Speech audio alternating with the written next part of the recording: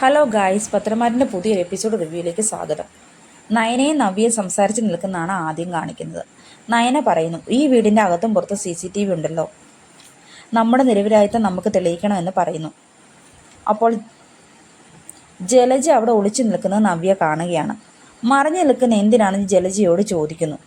നയനയും ആദർശേട്ടനും അന്വേഷിച്ചു തുടങ്ങിയിട്ടുണ്ട്. മോഷ്ടിച്ച സ്വർണം തിരികെ ഏൽപ്പിക്കുന്നതാണ് നല്ലതെന്ന് പറയുന്നു. ജലജ പറയുന്നു, പ്രതികളെ എനിക്കറിയാം, പക്ഷെ ഞാൻ പറയുകയില്ല എന്ന്. അപ്പോൾ നവ്യ പറയുകയാണ്, ഞങ്ങളെ എങ്ങാനും കുറ്റക്കാരാക്കിയാൽ നിങ്ങളുടെ മുൻപത്തെ മോഷണം ഞാൻ എല്ലാവരോടും പറയുമെന്ന്. പിന്നീട് കാണിക്കുന്നത് നയനയും ആദർശം CCTV ചെക്ക് ചെയ്യുന്നതാണ്. ഇവിടെ ഉള്ളവർ തന്നെയാണ് മോഷ്ടിച്ചതെന്ന് ആദർശ് പറയുന്നു. അനാമികയുടെ മാതാപിതാക്കളും നിന്റെ അച്ഛനും മാത്രമേ ഇവിടെ വന്നിട്ടുള്ളൂ. നിന്റെ അച്ഛൻ അങ്ങനെ ചെയ്യില്ലെന്ന് എനിക്കറിയാം. അപ്പോൾ നയന പറയുകയാണ്, ആ മുറിയിലിരുന്നാണ് അനാമികയും അമ്മയും സംസാരിച്ചത്. ആദർശ് പറയുന്നു, കല്യാണ സമയത്ത് അനാമികയുടെ അച്ഛനും അവിടെ വന്ന ഒരാളും തമ്മിൽ നന്നായിട്ടല്ല സംസാരിച്ചത്. അതിലെന്തോ പന്തികേടുണ്ട്. കല്യാണത്തിന് മുമ്പ് അനാമികയെ തട്ടിക്കൊണ്ടുപോയതിൽ എന്തെങ്കിലും കാരണം കാണുമെന്ന് നയന ആദർശിനോട് പറയുന്നു. അനി നന്ദുവിനെ കെട്ടിയാൽ മതിയായിരുന്നു. കുറച്ച് പ്രശ്നങ്ങളുണ്ടായാലും അതൊക്കെ അങ്ങ് മാറുമായിരുന്നു. അവിടെ സ്നേഹിച്ചവരെയാണ് നമ്മൾ വേർപെടുത്തിയത്. ഇതിനെപ്പറ്റി പറഞ്ഞിട്ട് കാര്യമില്ലല്ലോ എന്ന് ആദർശ് പറയുകയാണ്. പിന്നീട് കാണിക്കുന്ന അനാമിക വിഷമിച്ച് നടക്കുകയാണ്. അപ്പോൾ ദേവയാനി പറയുന്നു, മോളെ ആരും തെറ്റിദ്ധരിക്കില്ല, അതോർത്ത് വിഷമിക്കേണ്ട എന്ന്. അപ്പോൾ അനാമിക പറയുകയാണ്, എൻ്റെ അച്ഛൻ പഠിപ്പിച്ചിട്ടുണ്ട്, വഴിയിൽ കാണുന്ന വിലപിടിപ്പുള്ള എന്ത് കണ്ടാലും എടുക്കരുതെന്ന്.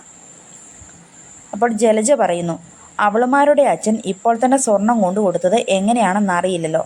അപ്പോൾ മുത്തശ്ശി വന്നിട്ട് പറയുകയാണ്, നീ അനാമിക മോൾക്ക് കൊടുത്ത അതേ അളവിലാണ് ഞാൻ നയനമോൾക്കും സ്വർണം കൊടുത്തത്. അതുകൊണ്ട് അവർ ഇവിടുത്തെ സ്വർണം എടുക്കില്ല എന്ന്. നയന പറയുന്നു, സ്വർണം അനാമികയുടെ മുറിയിൽ നിന്നാണ് കാണാതെ പോയത്.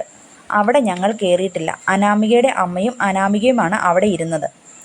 അവർക്കും ഇതിലൊരു കൈയുണ്ടെന്ന് പറഞ്ഞാൽ അനാമികയ്ക്ക് ബുദ്ധിമുട്ടാവില്ലല്ലോ. ഞങ്ങളെ പറഞ്ഞാൽ ഞങ്ങളും തിരിച്ചു പറയും.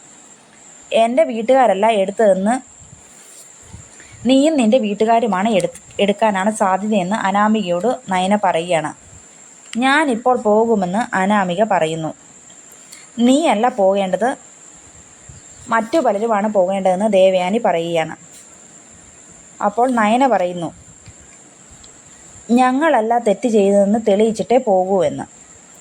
നീയൊക്കെയാണ് താലിമാല മാറ്റിവെച്ച് കല്യാണം മുടക്കാൻ ശ്രമിച്ചതെന്ന് ദേവയാനി പറയുന്നു.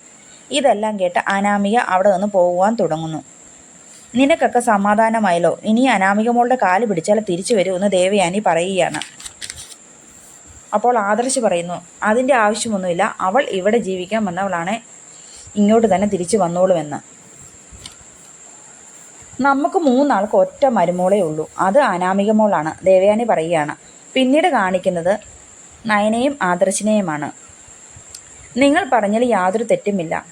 അനിയുടെ ജീവിതത്തിൽ 2 കല്യാണം പറഞ്ഞിട്ടുണ്ടല്ലോ, വിധി പോലെ നടക്കട്ടെ എന്ന് ആദർശ് പറയുന്നു. അനിയുടെ അടുത്തേക്ക് ജലജ കടന്നു വരികയാണ്. ജലജ പറയുകയാണ്, അനാമിക പോയി. അപ്പോൾ അനി ഇരുന്ന് വിരഹം എന്ന് പറഞ്ഞൊരു കവിത എഴുതുന്നു. അപ്പോൾ ജലജ ചോദിക്കുകയാണ്, നീ എന്താണ് വിരഹം എന്ന് പറഞ്ഞ കവിത എഴുതുന്നത്? അത് അനാമിക പോയതുകൊണ്ടാണോ എഴുതുന്നതെന്ന് ചോദിക്കുകയാണ്. പിന്നീട് മാലമോഷണത്തെ പറ്റിയുള്ള കാര്യങ്ങൾ പറയുകയാണ്. നയനെപ്പറ്റി പറയുമ്പോഴത്തേക്കിന് എനിക്ക് വളരെയധികം ദേഷ്യം വരികയാണ്. നിന്റെ ഭാര്യ പോയതിനേക്കാട്ടിലും കൂടുതൽ ദുഃഖം നിനക്ക് നയനെ പറഞ്ഞതാണോ എന്ന് ജലജ ചോദിച്ചു. പിന്നീട് കാണിക്കുന്ന അനാമിക ഓട്ടോയിൽ വീട്ടിലേക്ക് വരുന്നതാണ്. അവിടെ നിന്ന വലിയ പ്രശ്നമാകുമല്ലോ എന്നോർത്ത് ഞാനിങ്ങി പോന്നു.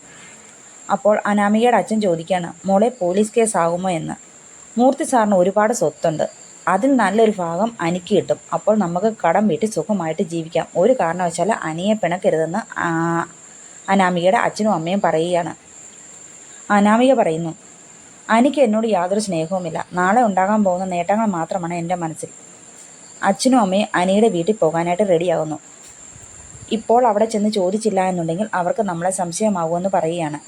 അനാമികയുടെ അച്ഛൻ പറയുന്നു, ഉപേന്ദ്രന് കൊടുക്കാനും ലോൺ അടയ്ക്കാനുമായിട്ട് ഒരുപാട് ലക്ഷങ്ങൾ നമുക്ക് കടമുണ്ട്. അതെല്ലാം കേട്ട് നിൽക്കുന്ന അനാമികയുടെ മുഖം കാണിച്ച് ഇന്നത്തെ എപ്പിസോഡ് അവസാനിക്കുന്നു.